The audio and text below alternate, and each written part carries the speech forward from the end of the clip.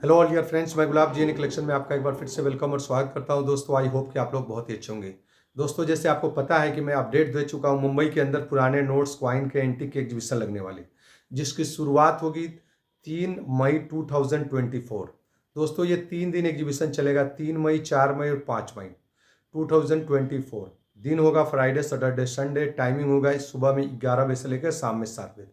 दोस्तों, वहां से मैं लाइव रहूंगा 3 दिन और मेरा स्टॉल नंबर है 59।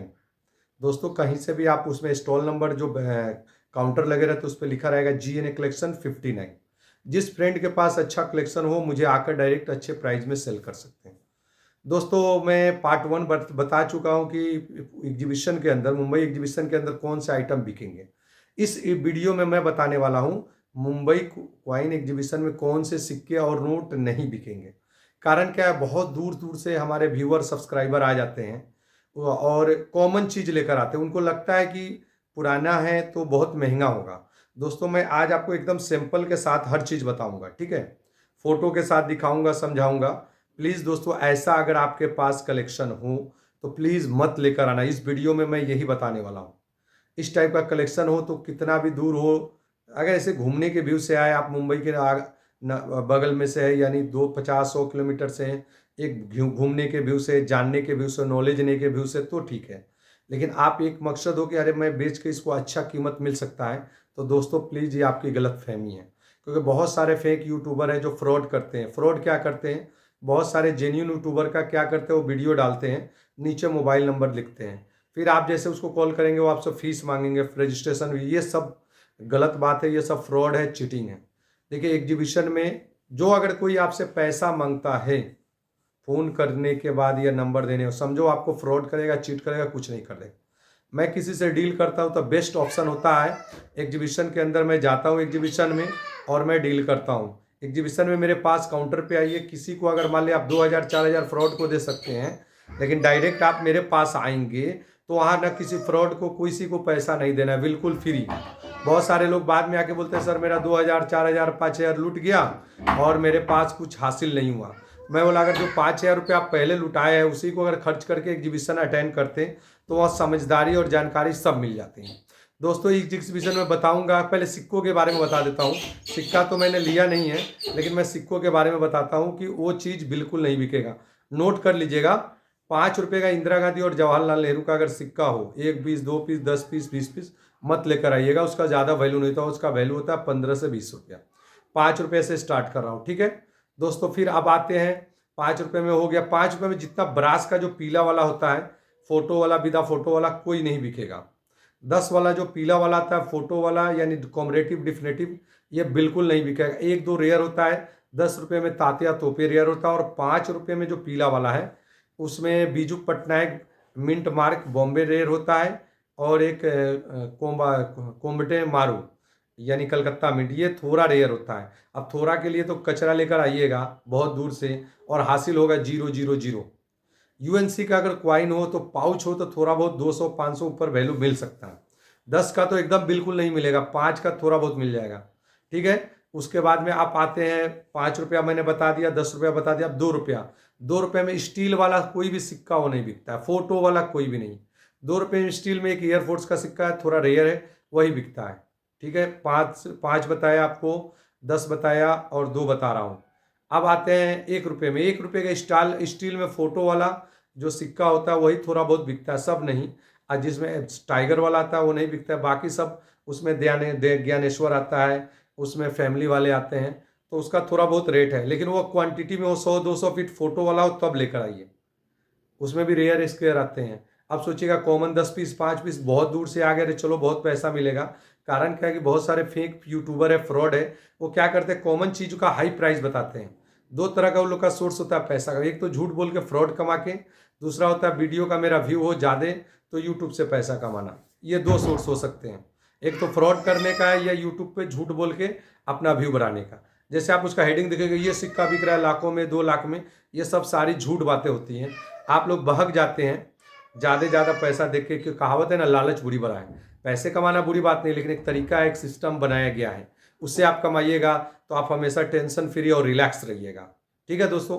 तो बता दिया कि 1 रुपये में स्टील में प्लेन कोई सिक्का नहीं बिकता है, सिर्फ फोटो वाला दो चार आइटम बिकता है। अब आ जाते हैं 50 पैसे में। 50 पैसे में कॉमरेटिव अब डिफरेंसिव आते हैं दोस्तों। कॉमरेटिव कॉइन जो होता है, कॉमरेटिव कॉइन जो स्टील वाला है, वो मान के चलिए 1% बिकता है, 99% बिल्कुल नहीं बिकता है।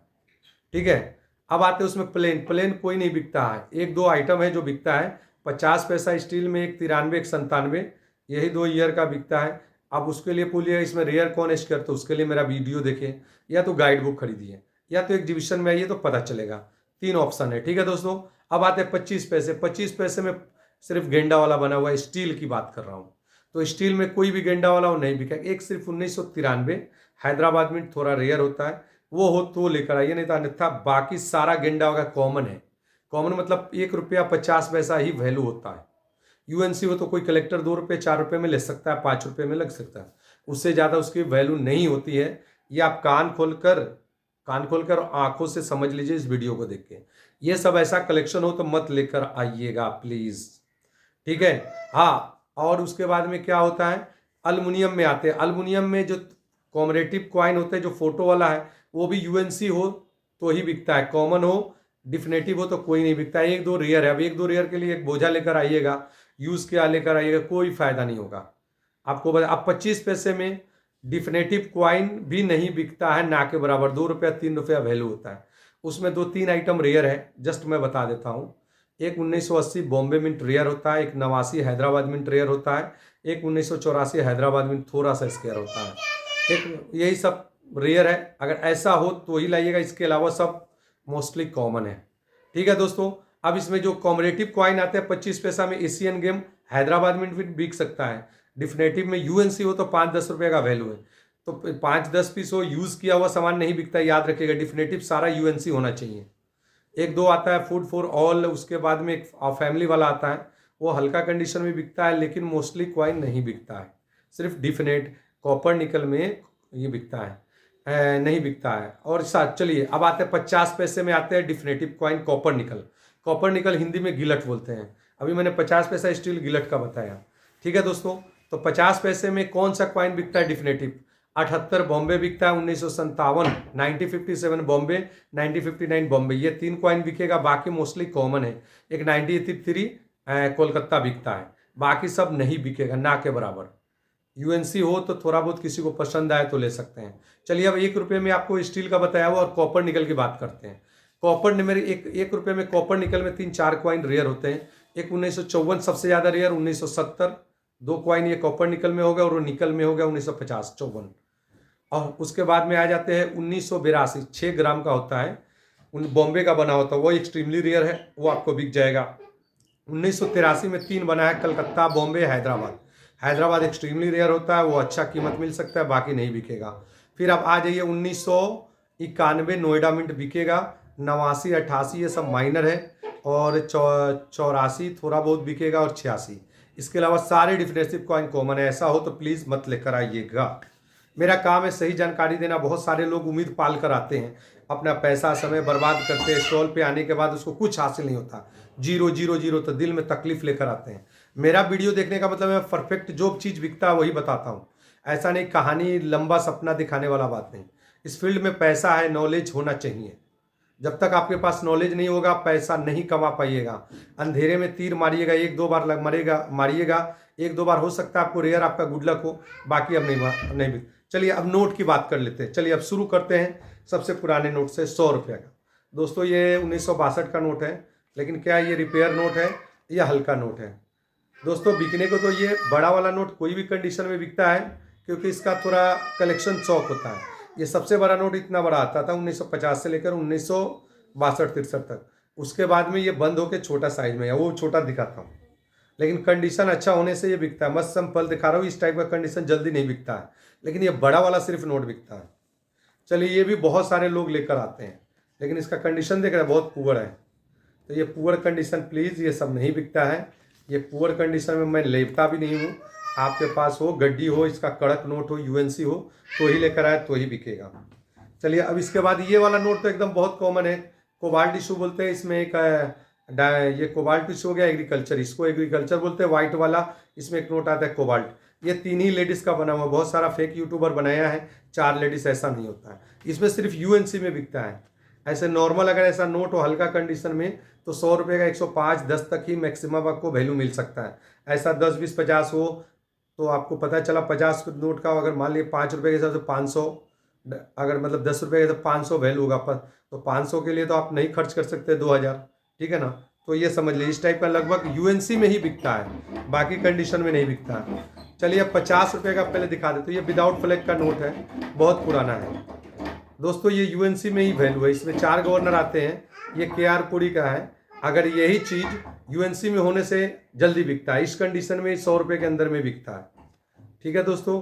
तो अब अगर मान लीजिए 1-2 पीस हो, आप दूर चले गए, बहुत दूर से आए, तो जितने का नोट नहीं उतने का आपका खर्चा लॉस हो जाएगा। उसके बाद ये नोट आता है दोस्तों, मोस्टली लोग नोट आते हैं क्योंकि ये अभी सर्कुलेशन में है दोस्तों। इसका गड्डी और यूएनसी नोट हो तो 10 से 15 रुपया प्रीमियम आता है, उससे ज़्यादा नहीं होता। गड्डी हो तो 6500 6000 रेट है, और अगर लूज नोट हो तो 5 रुपये से 10 रुपये में एक्स्ट्रा ही मिलेगा। यू भी यूएनसी यूज कंडीशन हो तो प्लीज़ मत लेकर आइएगा।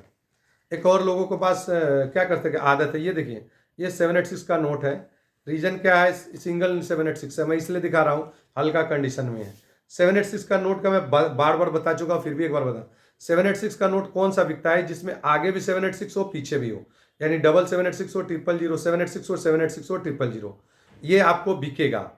ये कंडीशन में कोई भी नोट नहीं बिकेगा भैया, इसमें देख लो स्टार भी इसमें आते हैं, ठीक है दोस्तों। अब एक आते हैं मोड़ वाला नोट, 10 रुपया तो आप बहुत सुने होंगे।